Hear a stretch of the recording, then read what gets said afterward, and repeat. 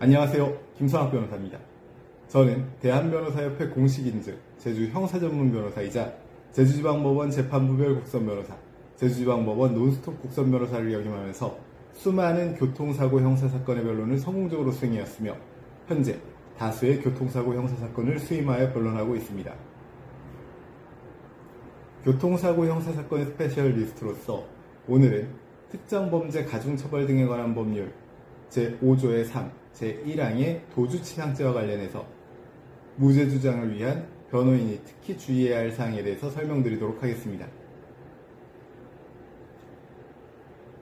특가법상 도주치상죄는 교통사고로 인해 피해자를 다치게 한 후 구호조치 등을 취하지 않고 도주한 경우에 성립하는 범죄입니다. 이는 형법상 업무상 과실치상죄를 범한 운전자가 도로교통법 제54조 제1항에 따른 조치를 취하지 않고 도주한 경우에 가중처벌하는 규정입니다. 무죄 주장을 위한 핵심 쟁점으로는 첫 번째, 도주의 범위가 없었음을 주장하는 것입니다. 도주치상죄는 고의범으로서 확정적 고의뿐만 아니라 미필적 고의도 포함됩니다. 사고 발생 사실을 인식하지 못한 경우에는 도주의 고의가 없어 무죄 주장이 가능합니다. 단순히 현장을 이탈했다는 사실만으로 도주로 평가될 수는 없는 것입니다. 두 번째는 구호조치 필요성 부존재를 주장할 필요가 있습니다. 피해자를 구호하는 등의 조치를 취할 필요가 없었던 경우에는 도주치상죄가 성립하지 않습니다. 다만 구호조치가 불필요하다고 판단하기 위해서는 다음과 같은 요건이 충족되어야 합니다. 피해자 측에서 구호조치가 불필요함을 적극적으로 표명했거나 응급조치가 필요 없다는 사정이 사고 직후 객관적이고 명확히 드러나야 합니다. 무죄 입증을 위한 구체적 방어 방법으로는 첫 번째는 사고 인식 부존재를 입증하는 것입니다. 사고 당시의 충격 정도가 경미했음을 입증하고 사고 소음이 미미했다는 점을 입증하며 주변 환경으로 인한 사고인지 곤란 사정을 입증할 필요가 있습니다. 구호조치 불필요한 사정을 입증하는 것도 중요합니다. 피해자의 상해 정도가 경미했음을 입증하고 피해자가 스스로 거동이 가능했음을 입증하며 현장에 즉시 구호 인력이 있었음을 입증할 필요가 있습니다.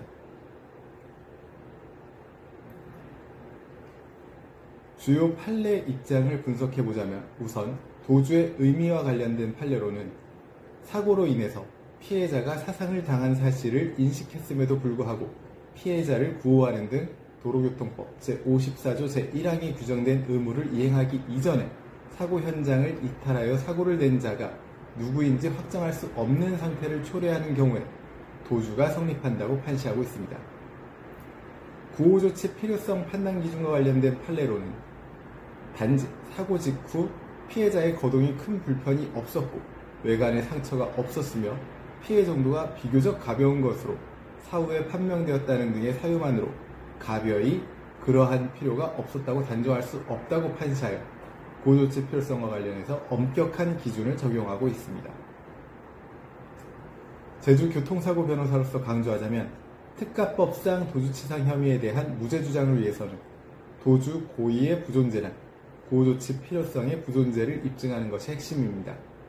이를 위해서는 사고 당시의 구체적인 정황과 피해 정도, 피해자의 상태 등에 대해 철저한 증거 수집과 분석이 필요하며 판례가 제시하는 엄격한 기준을 충족시킬 수 있는 방어 논리를 구성해야 할 것입니다.